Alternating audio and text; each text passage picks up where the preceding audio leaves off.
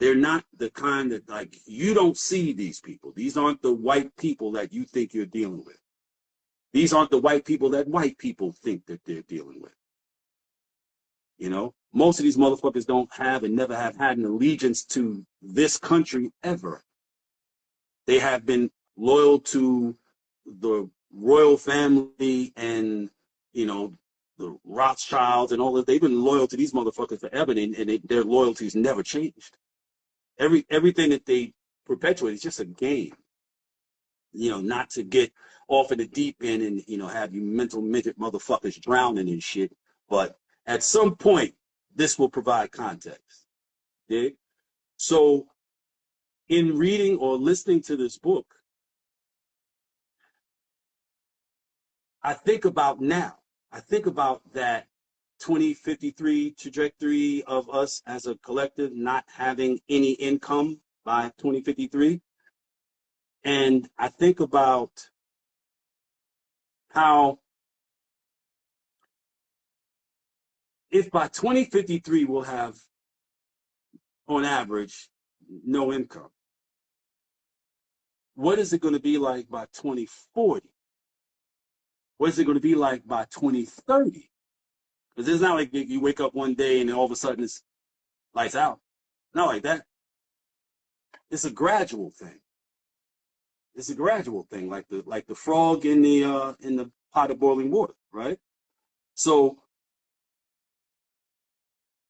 I look at how they have been steadily undermining every political, sociological, financial advancement that we made. You know all about many of you know all about the Tulsa and all the various places that Black people have come together and done collective economics and so forth and built things, right?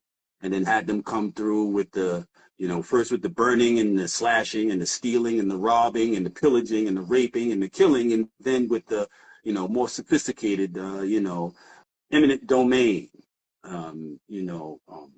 running a highway through the community, or flooding the community or whatever, you know, and displacing tens of thousands and thousands and thousands of people, right? Each step that they took was about empowering their program, their intent, which was to ultimately reduce us back to a condition where they could essentially enslave us again, right? So in a time like now, with technology and all the sophisticated means by which these types of things are brought about, how does the fact that we are heading in this way as a collective, and everything I've looked at, everything I've researched, verifies or enforces this idea that by 2053, median household income for Black families will be zero. So I was wondering, like, what is going to be the impact of that as it becomes more and more the case? We get closer and closer to that. And on the surface, it's pretty obvious. It's like, what happens when people are unable to house themselves? We talked about low self-esteem earlier, and how low self-esteem in the hood manifests into people being overly materialistic and short-sighted and narrow-minded and so forth. And even when they do come up and get something, whatever, they generally blow it. You know, it never amounts to anything. You got guys who were getting a bunch of money in the 70s, selling drugs and taking risks, and at best, their child inherits their reputation, but that's it. You know, maybe they may have had the opportunity while their parent was getting, you know, a couple of dollars to live in a nice place, go to good schools, and have that exposure, which has an impact. But there's no transgenerational, you know, wealth. There's no wealth transference, right? So then they have this outsized idea of you know, themselves and life and what their life should be. So what they do is repeat the behavior. So now they out there doing what their parents were doing. Or the same thing happens again. Like nothing, there's no advancement. It's a wheel, it's a cycle, generation to generation.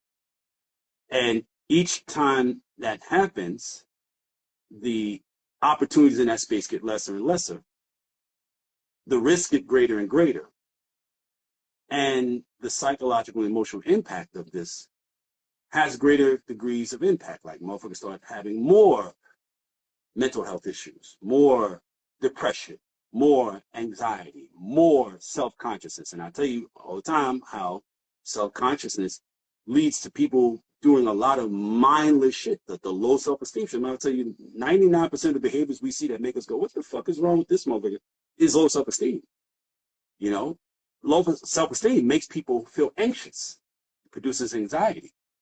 It impacts people psychologically and emotionally, which disenables them from making sound decisions. They become more reckless, more mindless, less direction in what they do. And as we go towards this situation where we're not supposed to be, you know, getting any kind of income or whatever as a collective, some people will, but a lot of people won't. Those kinds of conditions, the anxiety, the self-consciousness, the low self-esteem, what happens when people don't have anything? Well, people start fucking with them. Or that nigga fell off. People talking to Dame and acting towards Dame in a way now they never would have acted 25 years ago. Because they would recognize there's something they can get out of that. Yo, that's what I was thinking, and I was like, yo, he was in that interview, like they was going back and forth, and he was talking shit to Charlemagne. But I was like, what he's explaining is, y'all don't know shit about money, and I've been dealing with this so long that I've advanced my interaction with money to where I'm able to do stuff, and to the public, and look, y'all seeing, oh, I'm in debt, I'm broke, I'm this, I'm that, but I'm good. My house is bigger than yours. I'm eating well. My teeth, I just got brand new $60,000 teeth. Like my kids all got businesses. All my children's mothers got 3, 4 houses. Like everybody's good. Everybody. Like the extended family is good. And the media will tell you I owe $1 million in child support. Like these are the games that they play to keep you thinking that the people that are actually, you know, resourceful in these spaces, they keep y'all at spaces of combat. You can't even really utilize him because you believe in the narrative of I'm broke, but you can't also believe that I was up 100 million and you see me today and you see me moving. You see the people that I work with, they're successful and they're constantly moving. You see, we might not have the same relationships, but you like, they're rich and I'm just destitute and fucked up. It's like, bro, no, that's not how it works. And then I told you, I'm different. I put my money up when these niggas was going and getting money from this nigga and this nigga. He's like, I put my own money up. So I was my own boss. Like I did this shit really. How they was fronting, I was really that. I didn't go to somebody and get $180 million loan. I really had my own $180 million and invested it in myself. Like, so he was speaking about the layers of it, and I'm like, damn, like he has such a bad relationship with today's society that they don't even want to receive anything that he has to say or his offer. Well, I think a lot of people they want to believe that there's no point because no matter what we do, they're going to run a highway through us. They're going to flood us out. They're going to burn us out.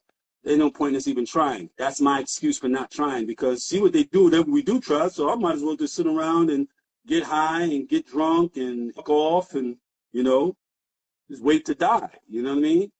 He made this point talking to that podcaster cat that I mentioned earlier about how if he asked the young man, he said, but God gets you hear God gets $150 million from a company. And then you hear that I didn't get no money from the company, but you know, I got $400,000 or $500,000, $150,000 of my money. He said, who do you think actually like is not broke? like they owe like $150 million. I don't have any debt. They have to do whatever the person that gave them that money tells them to do because they gave them the money. Nobody can tell me what to do because I may not have all that money, but the money I do have is mine. I'm my boss. I control what I do. So who's really on? You know, and I feel that is a valid point, and he made it in a way that I believe most people will be able to wrap their mind around.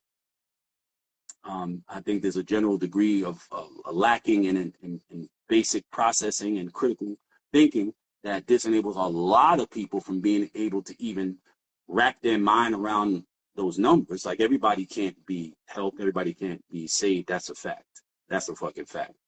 But for those of you who do have the capacity for critical thinking, whatever, it behooves you to learn more and pay attention and like really build yourselves so that you don't end up in that boat with all them holes in it that your average, contemporary is in. People are in, whether they're your family, your friends, or whatever. Not everybody is going to be able to wrap their mind around the things that he's saying. Those that can, stop waiting for your friends to get it. 9 times out of 10, they're never going to get it. I experienced that my whole life. No matter what I did, I tried to beat it into them. I tried to, give it to them by osmosis. I tried to demonstrate it for them. And for whatever reason, they just couldn't get it. And I'm fortunate I didn't lose my life, my freedom, my limbs of liberty, my mind, waiting for them to get it. I'm very, very fortunate because I definitely